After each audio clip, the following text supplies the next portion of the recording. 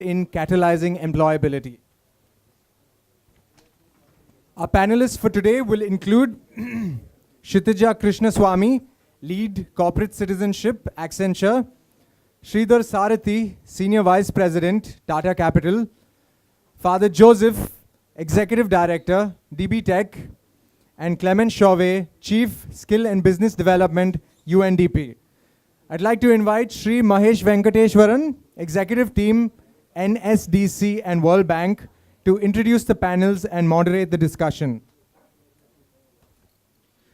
Mr. Venkateshwaran is part of the executive team at the National Skill Development Corporation and leads industry partnerships to strengthen the ecosystem and mobilize CSR and other contributions to the National Skill Development Fund. Handing it over to Mr. Venkateshwaran. Development and entrepreneurship. And our objective under the mission, what we call the National Skill Development Mission, which is chaired by the Honorable Prime Minister, is to skill 40 crore people by 2022. Now, skill is a fairly loosely used term, and it could refer to a whole bunch of things. But what we are trying to get to is gainful employment, which could be wage, or it could be income enhancement. It could be something in the entrepreneurship end, where they are able to stand on their own feet, access some credit, with very little help, that they can hopefully generate some livelihood for themselves and hopefully in the future employ more people. Now, I'll leave aside all of that, but I'll just list out 3 or 4 key areas that we thought we would discuss today. One is what is skills aligned to in terms of why are we skilling? I mean, I know it is for the kids and the youth and the women, and we are trying to get them a job or a livelihood. But I will just list out 4 areas where we believe there are challenges, and I will take the panelists in on that one. One is there is a lot of national priority projects which are underway, where there is a whole bunch of public funds which are being put in. For example, you have the Smart Cities project. The government is putting in money. There is a Sagar Mala, which is a port-led development project. We're talking about Bharat Mala, which is connecting all the highways and everything that is included in that entire end of things. You're talking about rural electrification, housing for all. Now, I know these all sound like government jargons, but to be honest, there is a lot of money that is going into these projects, and there is a lot of these projects that can create employment. So that is one end of it. I'm not going to elaborate further. Second is medium and small and medium scale industries, which generate a substantial number of new jobs in the job market. Now, there are certain challenges that they face in accessing good skilled labor force, and I think by actually addressing those concerns, we can add substantially to the GDP, but we can also change a lot of lives in that area, in a cluster or things of that nature. The third area that I'm going to talk about is something that's been long debated, which is both income enhancement activities, income generation, livelihood-related projects. What are we doing today that is new from what we did before? How are we substantially changing or transforming that, and how are we getting a multiplier effect on that to create sustainable livelihoods? That's another area. Fourth, like it said, catch them young.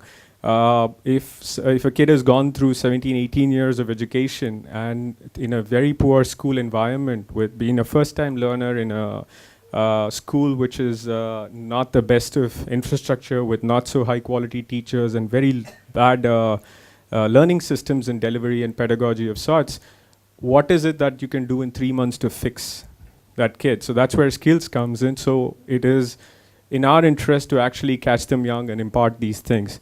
On that note, I would request the fellow panelists to give their opening remarks and probably talk about one area which is of interest. I'll start with Sridhar here. Good afternoon. Firstly, a big thank you all for coming in big numbers. Maybe the hall small, but sorry about the inconvenience to many of you who are standing. But it also shows a huge commitment on all our part in the area of skilling. We actually at Tata Capital is a young organization, 8 years. but I've been with the group for a longer time, in fact 25 years. And as Mr. Sardana mentioned in the morning about the commitment of the Tata Group to the society at large, and a major emphasis on the need for inclusiveness of the underprivileged. And we are all a privileged lot. We have access to a lot of things which we normally take it for granted. But having said that, because Mahesh mentioned about one area, we've actually spoken about not only skill development, but we've actually said, as you use the right phrase, catch them young.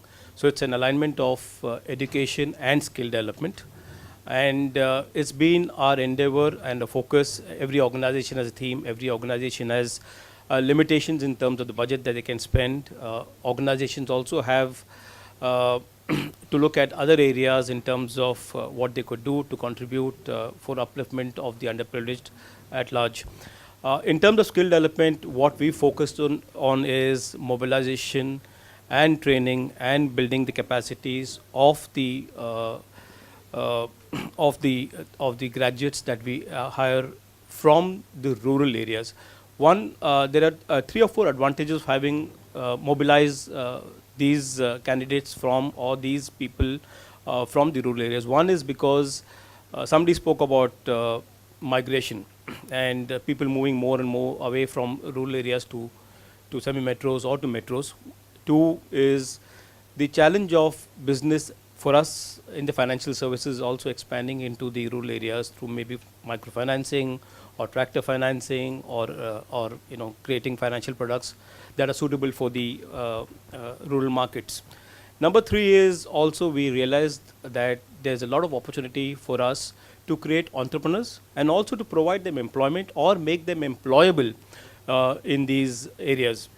So what we've done is we've mobilized, I'm using the word underprivileged, I'm not using affirmative action as a word, and it's not necessarily caste based, but it's also our duty. The Tata Group has a commitment towards affirmative action, and we do normally encourage people from the affirmative action community to apply for skill development programs. We do a lot of things, not only in terms of building skills for the candidates who are mobilized, but also for the teachers. We do develop in terms of the curriculum, the program, the behavioral skills, the functional skills, the competencies. I personally have an unique advantage, a selfish advantage, because I also am from human resources, so I can apply all that I have in L&D from my learning and development to the development of these programs. But our major objective is to ensure that we mobilize, train, make people employable, create entrepreneurs in the rural areas or from the non-metros, so that they can be placed at the location of their preference. We've seen that in the past. If we do recruit people from a rural area and place them in the metros such as Mumbai or Delhi or Chennai, the chances of stickiness to that particular area is very, very limited. So there's always attrition.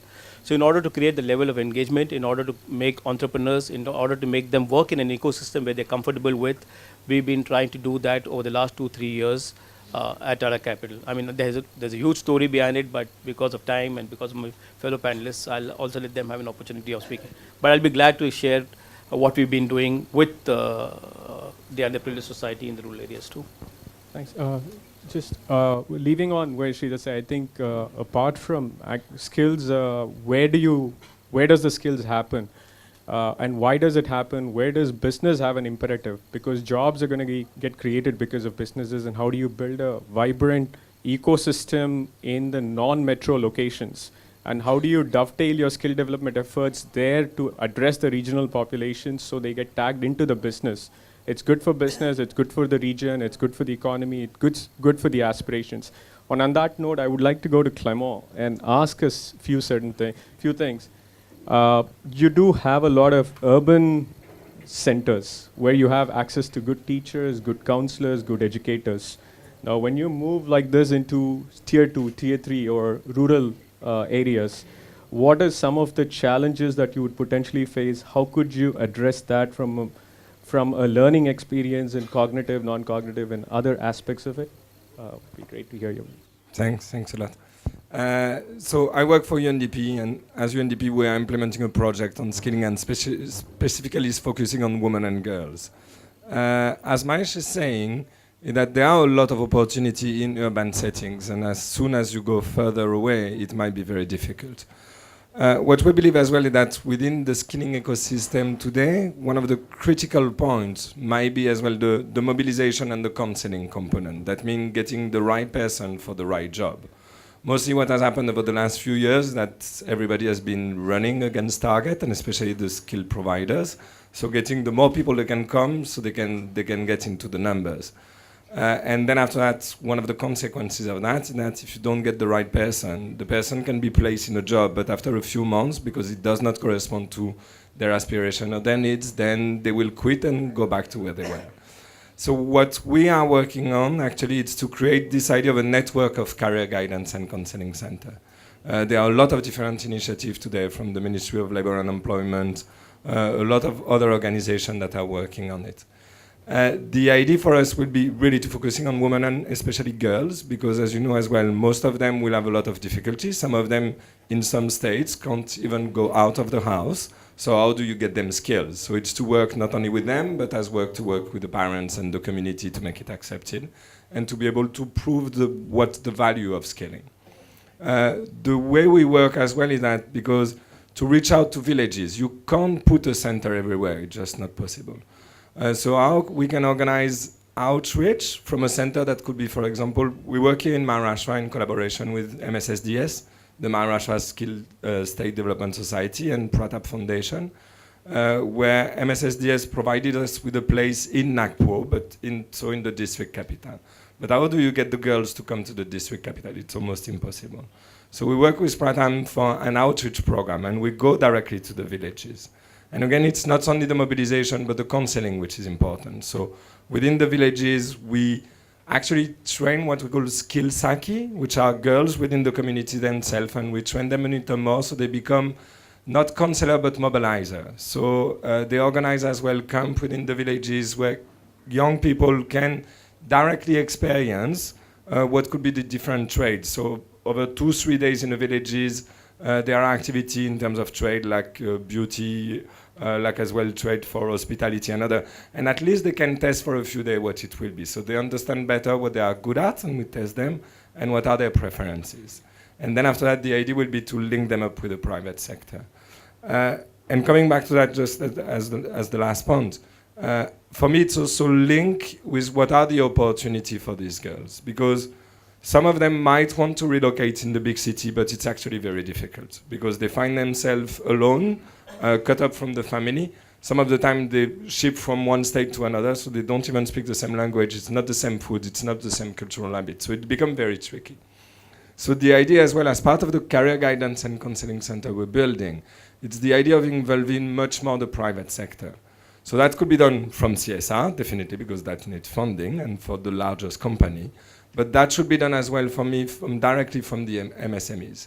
Because what we want is to be able to provide to the girls opportunities that are geographically relevant for them. So they won't have to move so far away from the family, but being able to create the link already with the MSMEs so they can find a job which is not that correspond to their aspiration and which is not so far away from where they live and where they want to stay.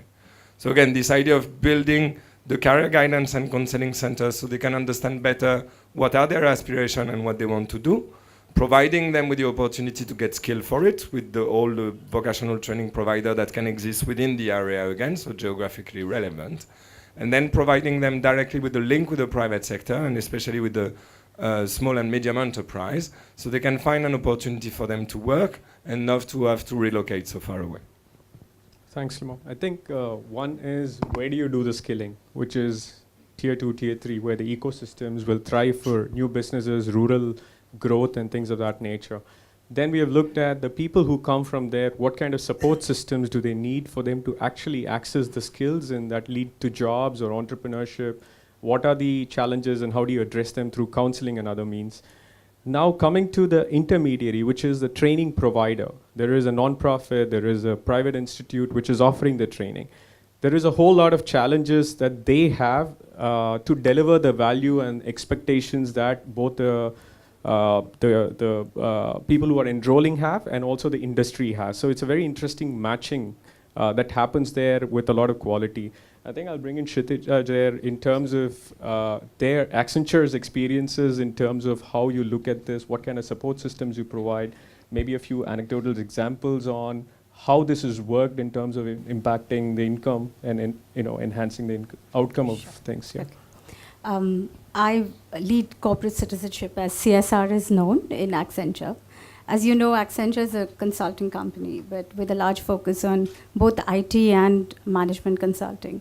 So I think our experience as a CSR practitioner, and we've been doing this for about 9 years now in India, is that we've got one focus. We don't have multiple causes. We work only with skill building.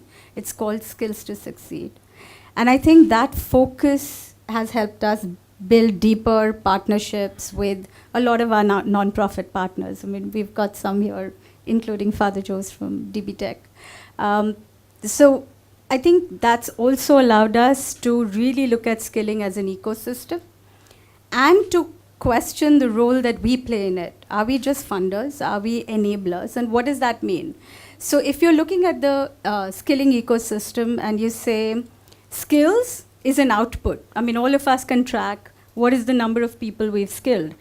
But that for us is really just one measure. It's an output measure.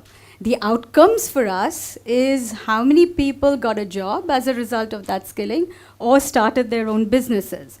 And then from there, strategically, you look at what is it that we need to do in terms of enabling those outcomes to happen. So if it's employability, let's identify industries that have high potential for jobs, right? We're in that sense industry agnostic. So we train people in construction, retail, hospitality, IT skills too. But when we look at from skilling them, I mean, have we supported our partners in terms of giving them the right content and curriculum?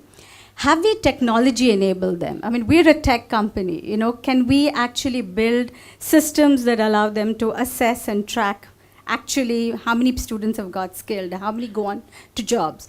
From there, they've got jobs. Now, were they able to retain their jobs? Or, 6 months later, what happened to them? So at every stage of this continuum of skilling, we look at how can we support our partners. Similarly with entrepreneurship.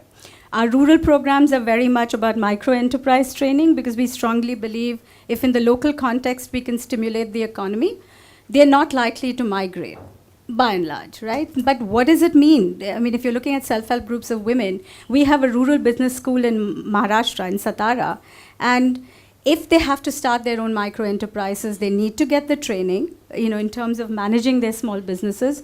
But then do they have access to capital and markets? And that's where our management consulting folks come in. They build supply chains for them. We have a project up with garbage pickers, rehabilitated women who were on landfills, really.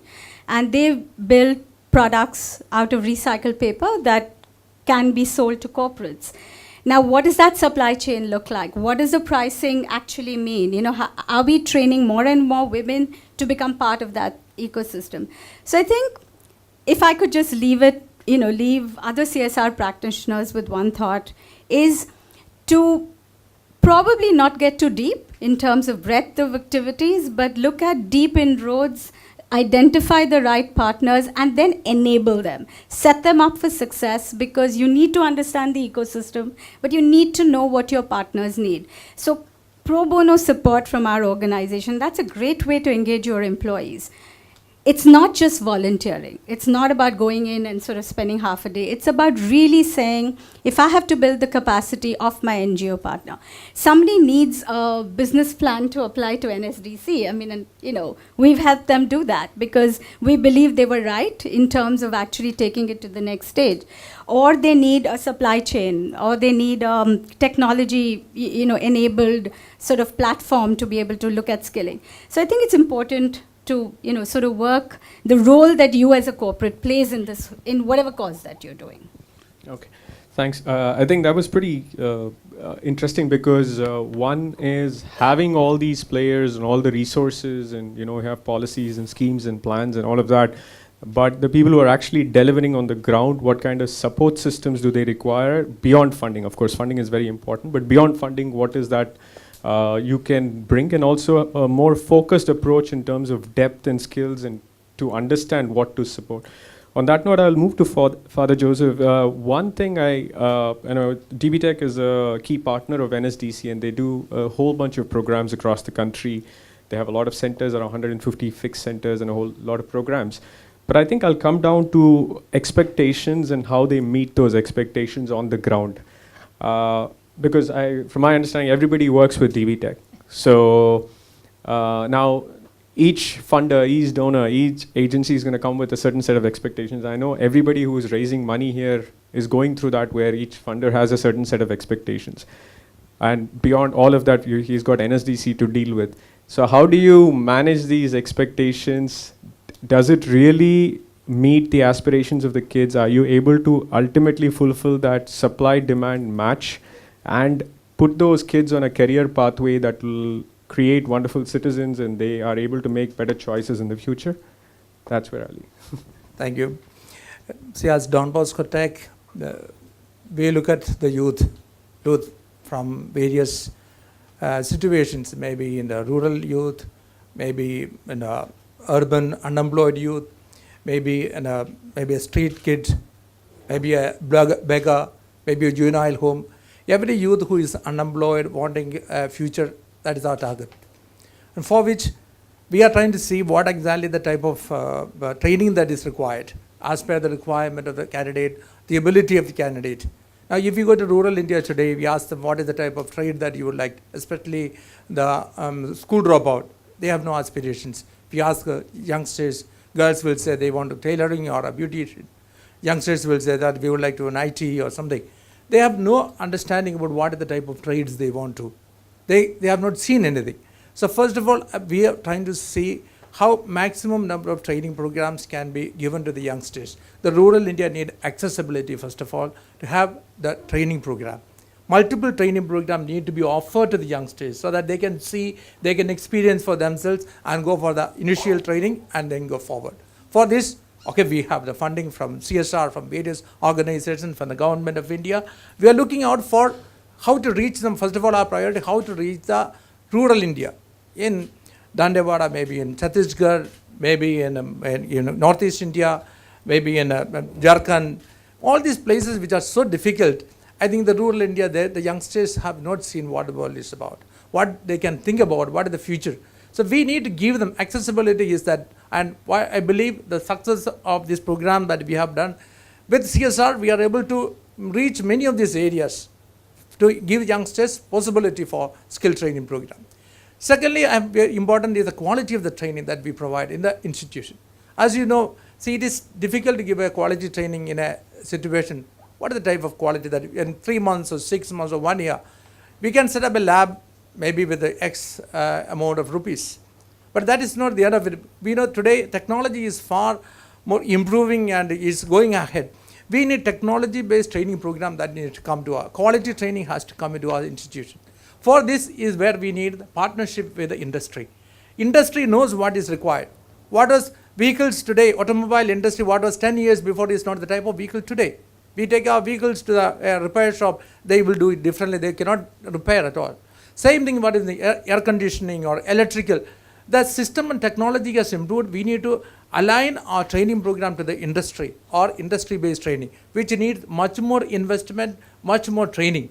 That is where the CSR, the companies are coming forward. Many of the companies, Yamaha, we have Jaguar, we have Grohe, we have Tata Motors. Multiple companies are coming forward to set up the quality training so that the labs are as per the requirement of the need of the industry. So the training is become better and quality training can be provided, and that's where they get employment. So this is a challenge for all of us, how to provide quality training. An institution cannot invest big amount of money, but today industry requires or corporate requires quality training personnel. This has to be linked, that support and guidance and investment part of the industry is required so that we can give the correct training.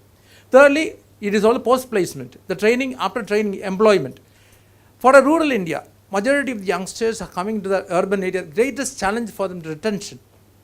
60% of the youngsters go back within 3 months because the 8 hours job is difficult for them.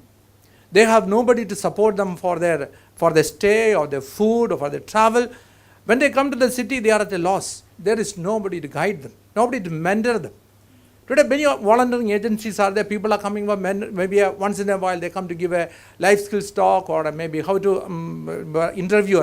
But beyond this, it is a mentoring that required. An industry experienced person come and handhold a group of individual youngsters and handhold them for a year.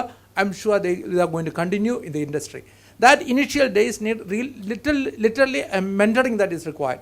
If many of the corporates come forward in mentoring the youngsters in a particular center or a particular trade and link them in the industry and follow them up for a period of 6 months to 1 year, I am sure it will become a good experience for them and they will be continuing in the job.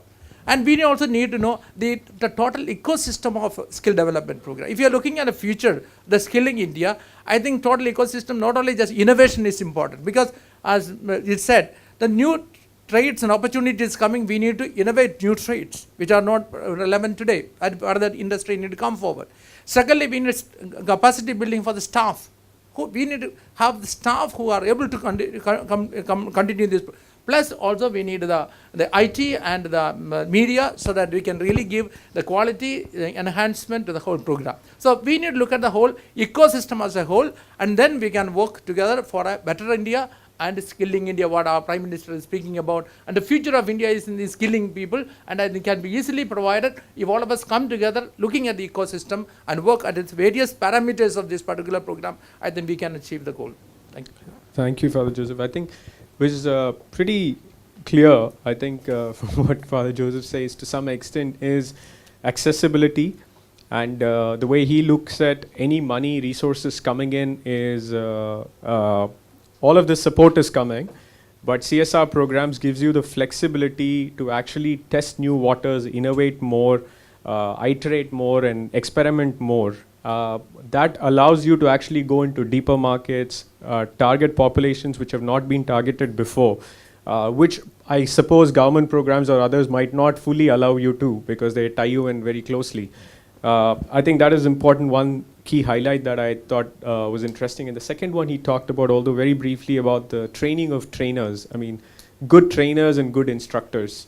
Now, a lot of people would be life skills trainers and trainers in client servicing, customer facing skills. But when you want to train somebody in, say, ship maintenance or welding, or you want somebody to get trained in helicopter design inputs and things of that nature, as a nation, I think we have very few trainers in those. And how do we focus? I think CSR could focus on creating trainer capacities, a lot more trainers, a lot more certified instructors to actually deliver these training.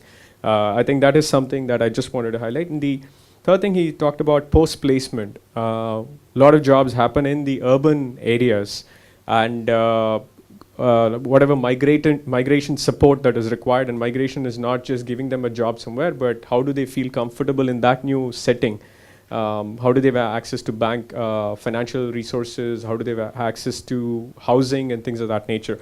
On that note, I just want to move back to Clement and ask him a very thing. When it comes to women, now again, because you have a lot of programs, when you look at it, there are some conventional trades which are associated with women: beauty, wellness, handloom, handicrafts.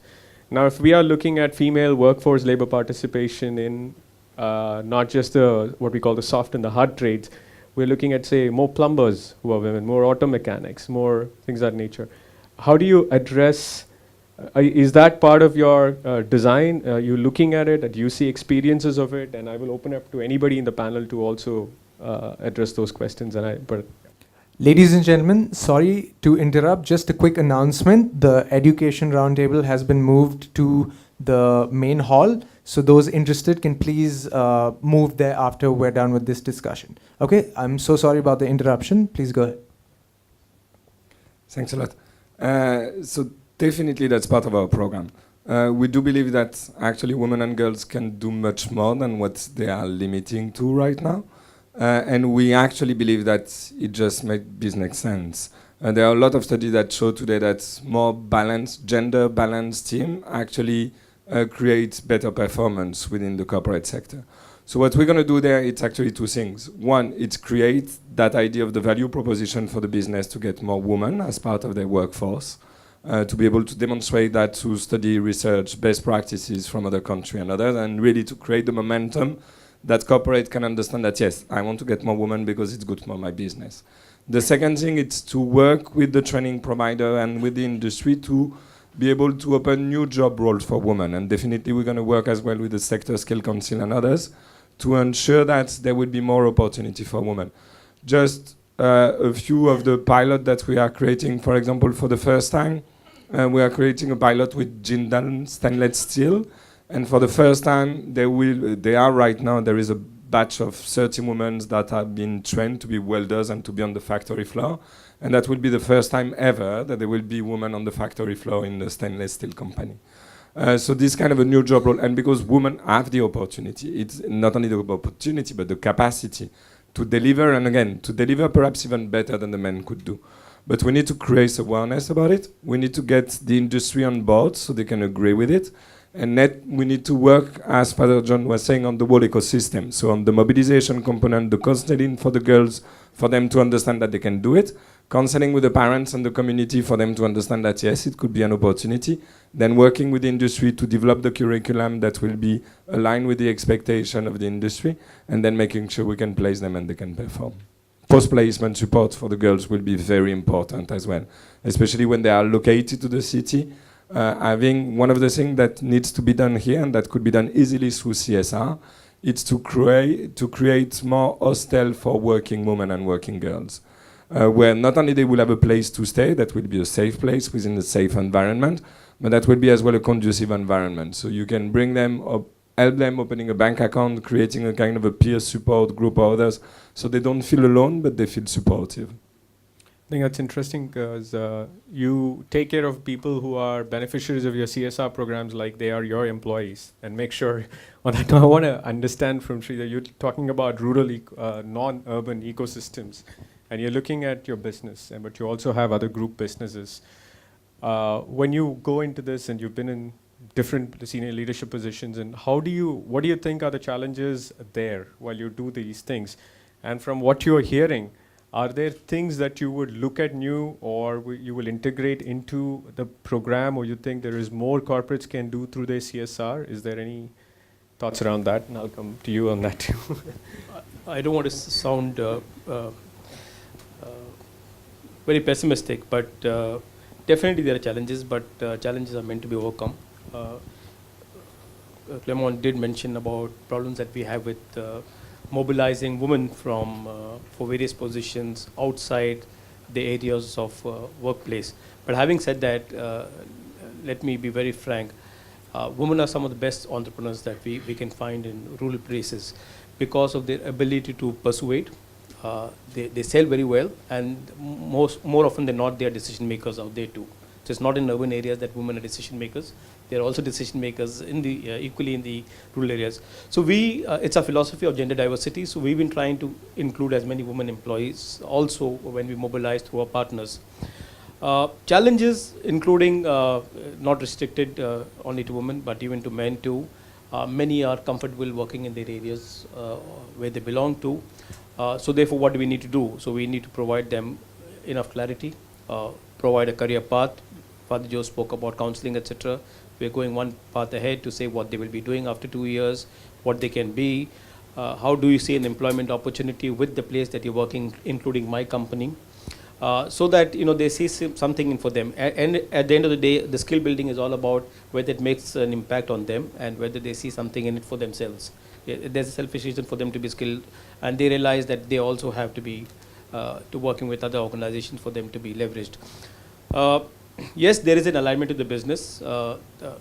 We belong to the financial services, and it's our duty and our moral obligation also to ensure that the capacity that is built in financial services is of good quality.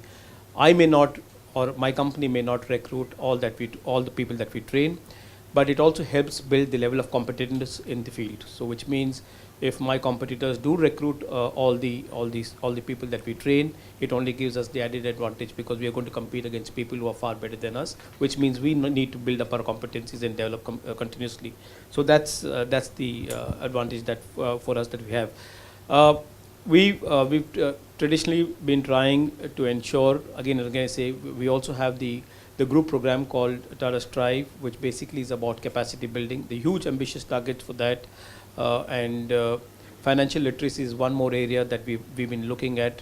In fact, I'd like to take this opportunity to also, when I spoke about the women, and he used the phrase of catching them young. So, we've developed an online financial literacy module, which is basically a very, very basic program which actually helps people to understand what is a deposit, what is savings, what is check. There are 6 modules.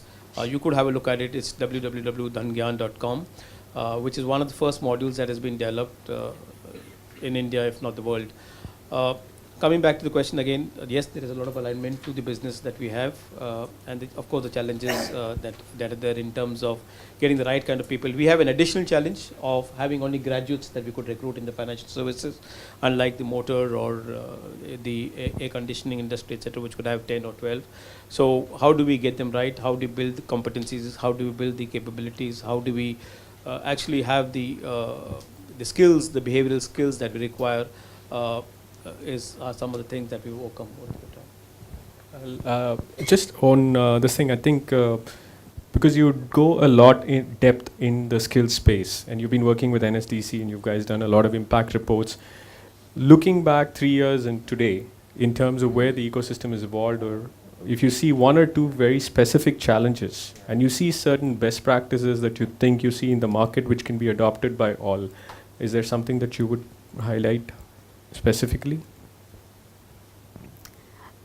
So, I don't think there's any flashpoint that's happened between 3 years and now. Of course, there's a lot more money in the market. So, non-profits are in a good place. And I think, again, I come back to the point, it doesn't mean they're ready to absorb the money that's coming their way. So there has to be a focus on their capacity building. I mean, I can't reiterate that enough. You have to set them up for success in whichever. Father Joseph's talked about it. I think the challenges continue in terms of all that, both Sridhar and Father Joseph said. We're a knowledge-based, we come from a knowledge-based learning. Even if you look at that section of society, your maid will still say, graduation to karna hai, So it's a very non-vocational based learning that we all grown up with, and our next generations do. So vocational skilling itself is a completely new, and I think that's the role that an NSDC should make it legit, should make it extremely aspirational to also be a plumber or be a retail store person. So I think that still continues to be a challenge. I think just like all of us go through career matching and aptitude and aspirations, I think that's a huge focus still, which people are doing today. There are more and more practitioners looking at where do these students fit in terms of actually what do they want to do. So we train people. I know Quest here will tell us. We went and trained people in retail skills. And I went and met the first batch in Ahmedabad, and I was talking to them, and not one wanted to actually be in a retail store. They wanted an IT job in an office. They were getting computer skills, but so that's a huge difference now. I think people understand. So the challenges will be that it's a slow journey. Skilling and what role it plays in people's life is still a social issue. I mean, I still believe that we need to overcome that at the starting point, and not necessarily, even in that whole skill spectrum, some jobs are more, let's say, aspirational than the others. So I don't know if that answers your questions, but I haven't seen a drastic change in the last 3-year time frame in the sense. It's just got more organized. I think to your thing, does everybody has to acquire a skill? And a lot of debate in our office in the ministry where what is a skill? And a lot of people debate, and all of us, all the people who debate are educated like us. And I have only one thing: take all your certificates, tear it apart, go look for a job, If somebody recognizes you for something you have inherently that you've acquired, that is probably a skill. I think because beyond that, I don't think how you can explain a skill. Because you have it, you don't have it, you don't lose it over because somebody tore your certificate. So I think on that note, I would like to open it up to the audience. Couple of ground rules. I just want to make sure. Short questions, not personal experiences, something that can benefit the audience and something that can evoke a short answer from the panelists here. Very fact that industry exists, there is a skill. Textile industry exists, leather industry exists, IT industry exists. Rather than inventing a new wheel, why can't we, existing people, I don't know, are you from Bombay? If you go to place like, which is the largest slum, you'll find leather good workers. Convert them into a just certificate they may not require. They can be entrepreneurs. Maharashtra Knowledge Corporation, MSCIT produce 4 lakh IT professionals even in per quarter. They are MSCIT people. Convert them or partner with them. What is the idea of training new people and asking them? The industry exists, textile industry exists, IT industry exists, and other industry exists. That means there's a skill available. Whether it's up to mark or not, that's a different issue. Industry exists. So existing people, existing partnership would help rather than inventing a new well. Sure, there is 2 areas of focus. One is people who are coming in new, who are entering the workforce, and people who are already in the workforce. If there is upskilling required, cross-skilling required, if there is a certain recognition that they have to be given that can allow them to grow both horizontally and vertically in their career, I think that's being looked at. Just first. Sorry, there's something called RPL, recognition of prior learning, that all of us also sort of recognition of prior learning. So It's called recognition of prior learning. Yeah, I already have skills and I get assessed and I get certified, which will allow me to acquire higher order skills in the future. So Yeah. it exists. Yeah. I have one point. It's very nice. All of you made very valid points. This NSDC, if you see skill levels, it ranges from 1 to 10. Wherever I see, everybody is focusing on 1, 2, 3, 4. Nobody is focusing on 8, 9, 10. I am from Indian Institute of Science, Bangalore. We have women coming for higher end, and many drop out after earning masters or PhDs. Very, very eminent, brilliant people. They require career guidance, counseling. They require infrastructure, just like Clement mentioned. They require hostels to stay and so on and so forth. Is there any focus on the top segment of the NSDC program, 7, 8, 9, 10 for women? We institutes like us or IITs require the input from CSR on that. It's explicitly mentioned in CSR schedules. I think as far as the higher order, we had to start somewhere, and where we could start was where the base was larger. The pie was larger for us to target. So for example, if you were to take the power or steel industry today, now when we talk to the steel majors and also MSMEs, foundry units, ferroalloys and refractories and other things, you will see that there are 3 or 4 major things which are happening. One is there is a lot of automation that's happening. Second, you will see there is a lot of electronics and instrumentation which is coming into that thing. And you will see a lot of cross-sectoral things which are coming into a sector which has not been, which never thought that these things will affect them. Now there we look at higher order skills, where there is pneumatics, where there is automation, where there is hydraulics and things.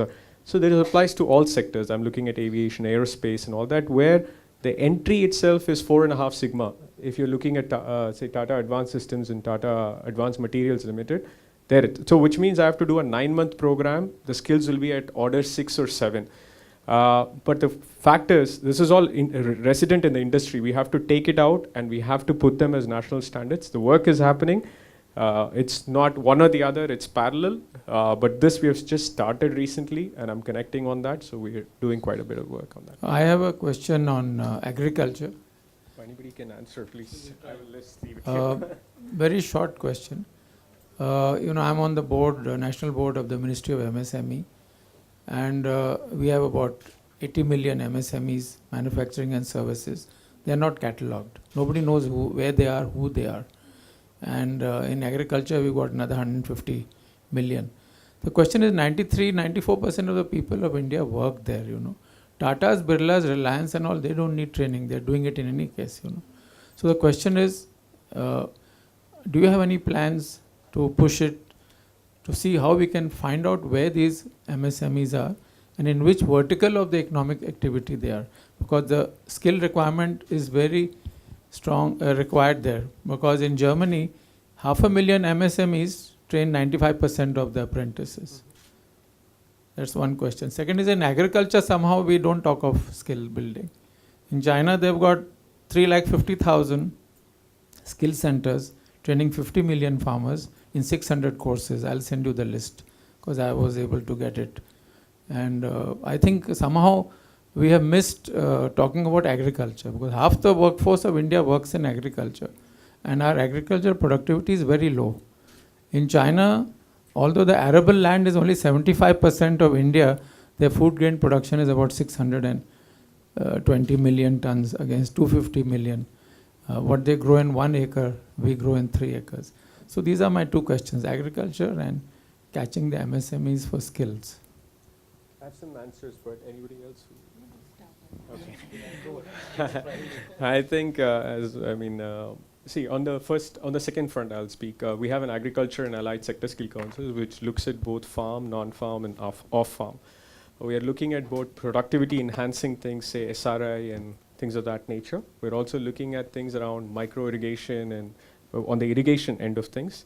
There is also a role called crop advisory, which is looking at like a Sahiya, who is somebody who supports a farmer through a collectivization process. Now, all of this exists. Now, we're trying to do as much as possible. Now, with agriculture, we have a very unique problem, which you would probably appreciate. You have around 45 million people, roughly, of which around 5 million people move into other sectors, non-agriculture, because of certain reasons, and they are largely absorbed in the construction and real estate and building. So thus far, what we are focused on is the existing agriculturists through some cooperatives, federations, and SHGs and JLGs are supported for productivity enhancement, and the spillover population which is coming in, which has become migratory in nature, how can they be accommodated, not just in construction, but in other sectors. At this point, that is the focus, and I fully agree. There is an agriculture ministry. We work with all the departments, all the 3 or 4 chemicals, fertilizers, and this thing to do that. On your first question on MSMEs, now again, very crucial question. We have been breaking our heads on how to address this, and I do understand the large corporates do not employ most of the people, but they do bring in certain standards. They are still the large suppliers. If you look at it, be it MSMEs, they all go in to these large companies.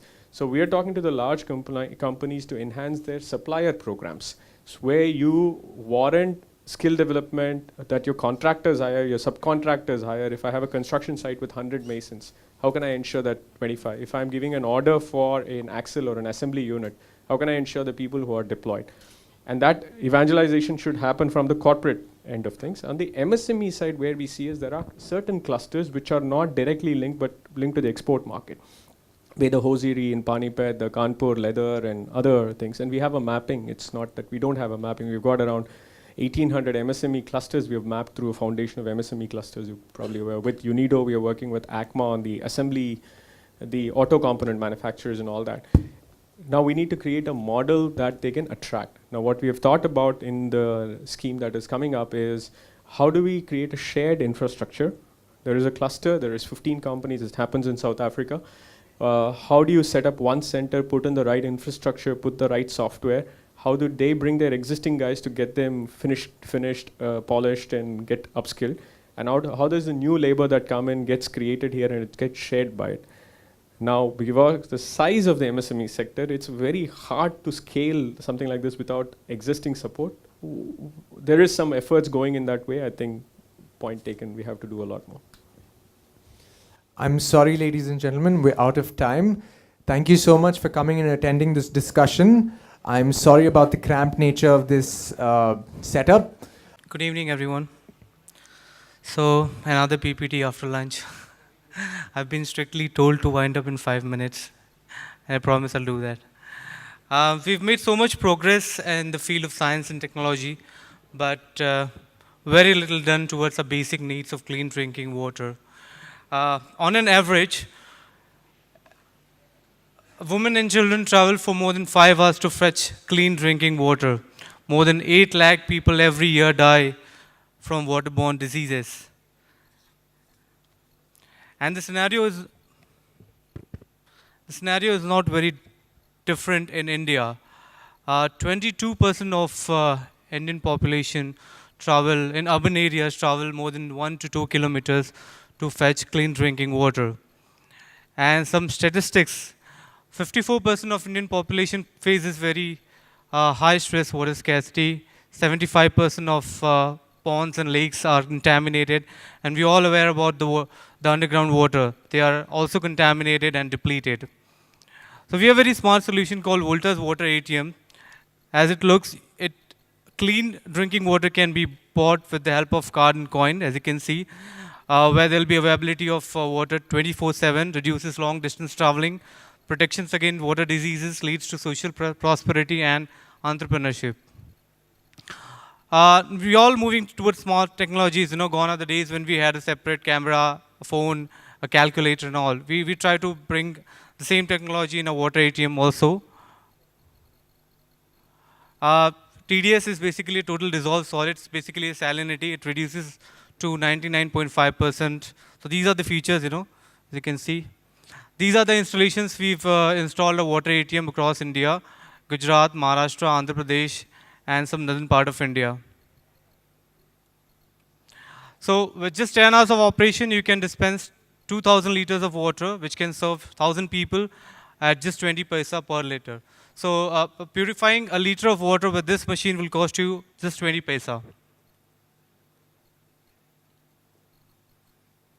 That's it. Thanks.